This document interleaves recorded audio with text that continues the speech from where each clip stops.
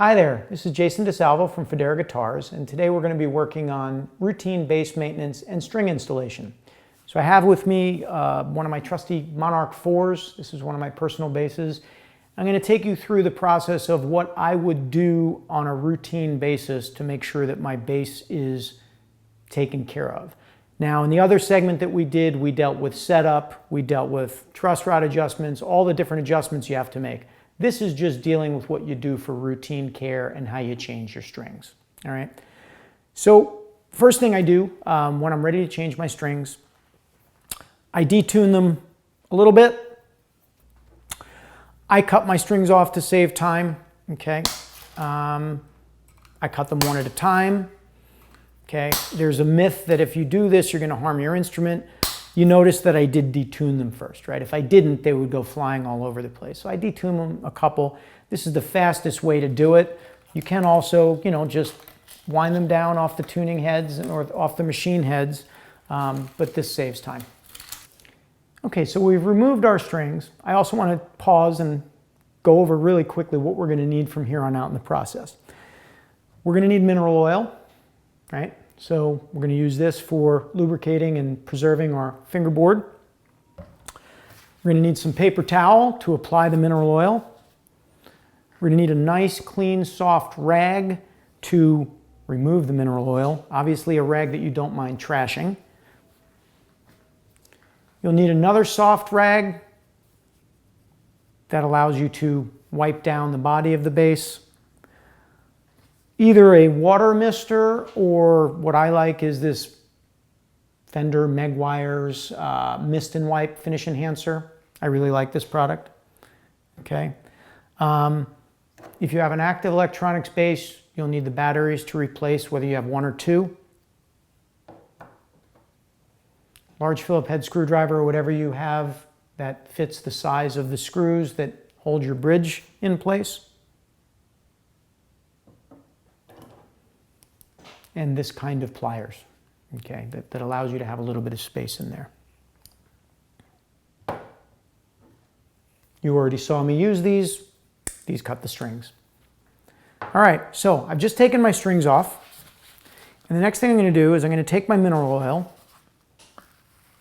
and without completely trashing myself and everything around, I'm going to wipe mineral oil onto the fingerboard surface. Do not do this if you have a maple fingerboard or any other fingerboard material that has been spray finished. This is only for ebonies, rosewoods, pau ferro, pink ivory, Brazilian rosewood, the woods that are unfinished, right? What this is doing is providing them some natural oil, okay? It acts as a protectorant and a sealant. Okay, so I'm going to wipe that on there. I'm going to put this aside. And while that, I'm also going to just wipe this off because mineral oil can get messy. I'm going to set that aside, wipe my hands off before I work on the rest of the bass, right? You don't want mineral oil all over your bass. All right, so one of the first things I'm going to do is I'm going to make sure that my machine heads are tight. You don't want to go too tight, and mine are, because I keep them that way. But you'd be amazed if you've never done this, and those are not tight, you're losing vibrational energy to an untight screw, and you're going to diminish the sound quality of your bass. Having a bass sound great is 100 little things. It's not 2 or 3 big things, right? So that's something you want to check at least every 3 months. They're not going to loosen up very often. And once a bass really settles in, they may not loosen up at all, but it's always best to check them. Same thing with the bridge screws. Make sure you don't strip them by going too tight, right? But even mine, they're a little loose, okay? So you want to just make sure, again, because if your bridge is not tightly connected to the wood underneath it, again, you'll lose some of that nuance and vibrational energy to that looseness, all right? So I've done that. Now that I've done that, in real life, you'd want to leave the oil on here for about 10 minutes. But in order to do this expeditiously on camera, wow, SAT word, we're going to wipe this down now. All right, so we're wiping off the excess oil. See how beautifully black this fingerboard looks now? And that oil really protects your fingerboard. If you live in a very dry climate, every 3 months is great, but at least every 6 months, okay? You don't want to go years and years and years without properly moisturizing your fingerboard. There's a lot of myths and rumors about all different kinds of products, and there are some other great products available, but in terms of best bang for the buck, available everywhere, you know, mineral oil is the way to go. At least that's what we use, all right? So we've done that. The base is in good shape. It's ready to be strung up. You get your strings. There's a slightly different way to approach round core and hex core strings. Round core string installation involves one key step that you don't necessarily have to do for hex core. I generally do it irrespective of which strings I'm using, although now pretty much I only use round core strings because I like our strings and they happen to be round core. But when you use a round core string, you have a round core wire that has been crimped in 1 or 2 distinct places to get the outside wrappings to cling to or hold on to the core wire. If you just cut the end of the string to length without crimping it appropriately, that core wire can slip internally, and that's very often how you end up with a dead string. All right, we don't want to do that. So I like getting all of my strings kind of laid out, unwound before I start. Gotten all my strings laid out and didn't waste your time watching that arduous process. All right. Again, depending on whether you have quick release, which we do, but I was showing you, you'd thread your strings, or alternatively, if you've got quick release, just going to put our strings through like that. Okay. Now, for our bases, one of the things you have to get to know about your base is how much string you're going to leave on the machine head. In general, you want to go fairly low down. We have a back-angled peg head, so there's automatically some tension on the nut. So you can be a little bit less rigorous with that kind of setup than you can on, say, Fender Jazz Bass or what have you that has a flat peg head. You really want, in an ideal world, your last wrap of your string to be as low down on the machine head as possible to give you that downforce on the string, on the nut by the string, right?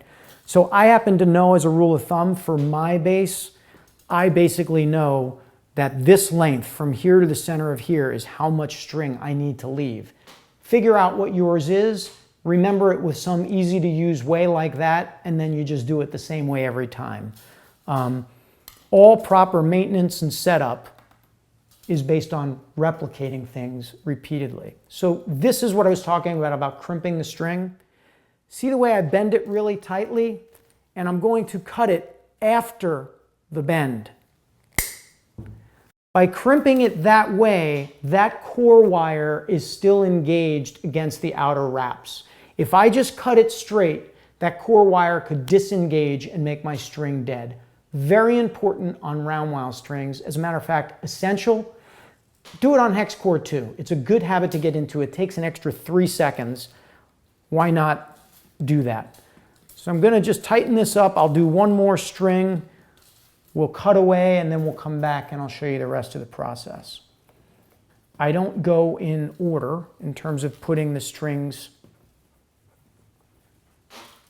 on, right? So if I'm doing my G string first, I'll do my E string second. What I don't want to do is kind of torque the neck by putting tension.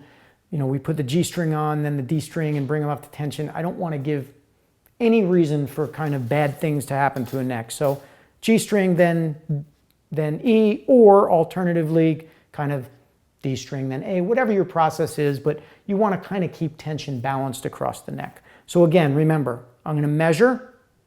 That's my measuring spot.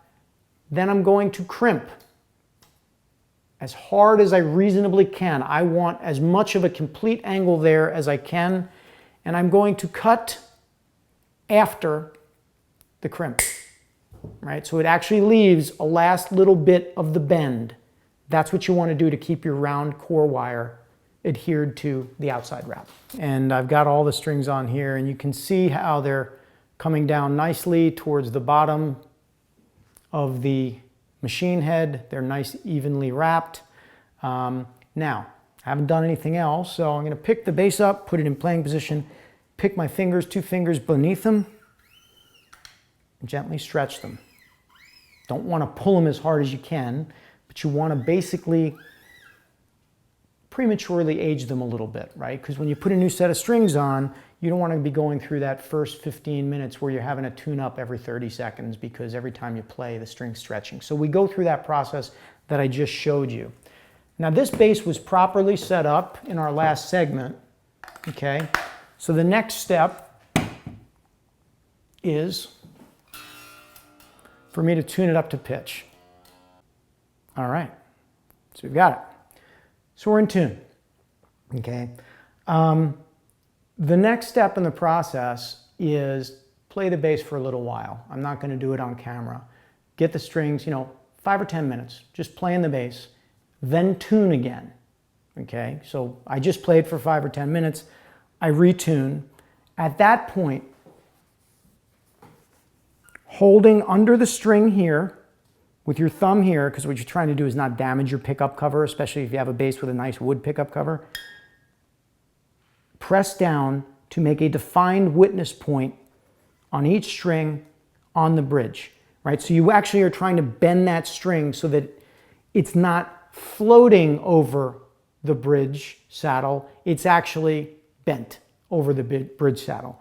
That is one of the biggest things that causes intonation problems. A string has to have a defined length. And in order to make a defined length, you have to do what I'm doing at both the neck and at the bridge. Okay? I've now bent the strings on both sides so my string is a defined length. Once I'm done with that, I have to tune it again because that does really stretch the string. It's going to always be flat after you do that. Okay? The next thing I would do after I did that would be to play for another 5 or 10 minutes. Okay? Tune the bass again, and then I would intonate the instrument. Okay? I'm not going to intonate the instrument on camera here because we just did that in an earlier segment on proper bass setup. But every time you change your strings, you have got to intonate your instrument. Even if you stay with the same string manufacturer, the same strings, you may only need to make very minute tweaks and sometimes none at all, but you'll never know if you have a bad string that can't intonate properly unless you go through that process every time. So it's like if you're the pilot on a plane, right? You check everything on your pre-flight check every time. You don't say, I think I have enough fuel. Okay, so after you're done doing what I just did, play it for 5 or 10 minutes, check the intonation. All right, so now we're done with that. The bass is properly in tune. It's been intonated, sounding and playing phenomenal. All right. I take a little bit of my mist and wipe. I do this every time after I'm done playing. I wipe down my strings to get all the sweat and stuff off. I also wipe off the bridge, okay, the surface of the instrument, the back of the instrument. As it gets dry, I add a little moisture to it, okay. Use the dry side to dry it off, especially the back of the neck, right? Your machine heads. So, we've done that. I would check the batteries in my active bass. I would remove this battery panel and I would basically do the old thing, putting my battery on my tongue, right? For an active bass that's being played a lot, every 3 to 4 months, it's a good idea. If you've got a major gig or a recording session, even if you just changed them a month ago, put new batteries in the bass, right? It's $4 or $5 and, it's an investment in the way you're going to sound. We have a lot of basses that come back into the shop with dead batteries. So those are some things that you can do on a regular basis to take care of your bass, keep it operating properly, keep it in good shape, keep it looking clean and feeling great.